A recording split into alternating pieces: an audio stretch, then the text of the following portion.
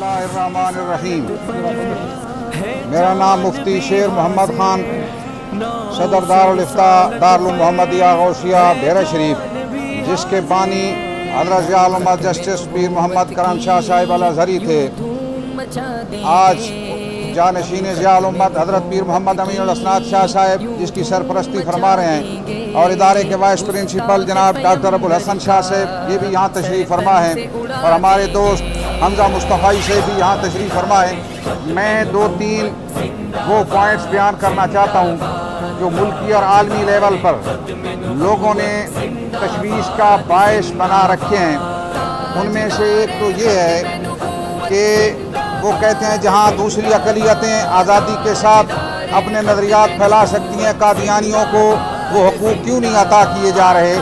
बात यह कि कादियानी अपने आप को अक़लियत ही तस्लीम नहीं करते कि अक़लियतों के हकूक़ का वो मुतालबा कर सकें। वो धोखा देते हैं और अपने आप को मुसलमान कहलवा कर मुसलमान नस्ल को बर्बाद करना चाहते हैं, उनके नज़रियात का असरअंदाज होना चाहते हैं और कुरानी इस्तिलाहात और हमारे अलकाबात को इस्तेमाल करना चाहते हैं। जब तक वो आईन पाकिस्तान की रूह से अपने आप को गैर मुस्लिम करार नहीं देते, वो आईन के बागी हैं, तो फिर वो मुतालबा किस बात का करते हैं कि हमें अक़लियतों के हकूक़ दिए जाएँ।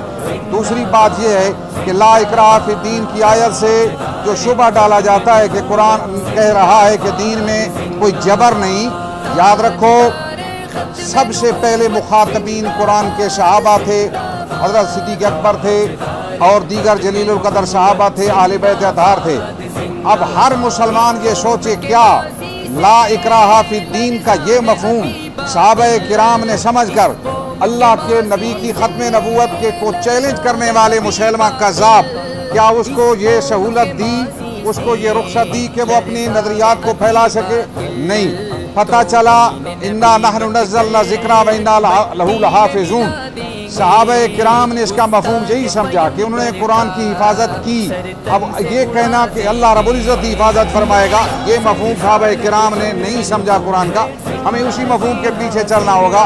तीसरी बात यह है कि आलमी अदालत में हज़रत ज़िया उल-उम्मत जस्टिस पीर मोहम्मद करम शाह साहिब रहमतुल्लाह अलैह ने जब ये केस जनरल ज़ियाउल हक़ के दौर में लड़ा, वहाँ आपने उन जजेस को इस बात का कायल किया कि क्या आप हम मुसलमानों को ईसाइयत का सर्टिफिकेट दे सकते हो? उन्होंने कहा नहीं। फरमाया क्यों? कहा इसलिए नहीं दे सकते कि आप हज़रत ईसा अलैहिस्सलाम के बाद एक और नबी मोहम्मद रसूलुल्लाह को तस्लीम करते हैं, लिहाजा हम आपको ईसाइयत का सर्टिफिकेट नहीं दे सकते। हज़रत ज़िया उल-उम्मत ने फरमाया यही मसला तो हमारा है कि ये कादियानी हमारे प्यारे आका मौला सल्लल्लाहु अलैहि वसल्लम के बाद मिर्ज़ा ग़ुलाम अहमद कादियानी को नबी मानते हैं, इसलिए हम भी इनको मुसलमान होने का सर्टिफिकेट नहीं दे सकते। आलमी लेवल पे आज भी ईसाइयत किसी दूसरे मज़हब को ईसाइयत का सर्टिफिकेट देने को तैयार नहीं है, यहूदियत को भी सर्टिफिकेट नहीं देने को तैयार। आखिरी गुंजाइश ये है कि जब ये 1974 में ये बात पास हुई पार्लियामेंट में, उस वक़्त भी वज़ीर आज़म पाकिस्तान के सामने ये बात की गई कि अगर कोई बंदा यहाँ खड़ा होकर पार्लियामेंट में कह दे कि मैं भी इस मुल्क का वज़ीर आज़म हूँ, क्या उसको तस्लीम कर लेना चाहिए? तो उसने कहा नहीं, ऐसा तो नहीं, मैं वज़ीर आज़म हूँ, आई एम प्राइम मिनिस्टर। कहा आपके होते हुए दूसरा वज़ीर आज़म नहीं आ सकता, तुम्हारे मुस्तफ़ा मोहम्मद मुस्तफ़ा के होते हुए कोई दूसरा नबी नहीं हो सकता। आज अगर कोई यहाँ खड़े होकर पाकिस्तान के इदाराजात के मुकाबले में बड़ी बड़ी बिल्डिंगों में इदारे कायम कर ले और कहे कि हम इसके सरबराह हैं, तो क्या आवाम उसको तस्लीम कर ले? ये आइन का बागी होगा, वह मुजरिम होगा। तो हमारे प्यारे आका मौला सल्लल्लाहु अलैहि वसल्लम के दौर नबूवत में कोई दावा करेगा कि मैं नबी हूँ, जिस तरह के मिर्ज़ा ग़ुलाम अहमद कादियानी ने तशरीह नबूवत का दावा किया है, जैसे उसकी किताबों से बात है, तो उसको भी तस्लीम नहीं किया जाएगा, मुजरिम करार दिया जाएगा।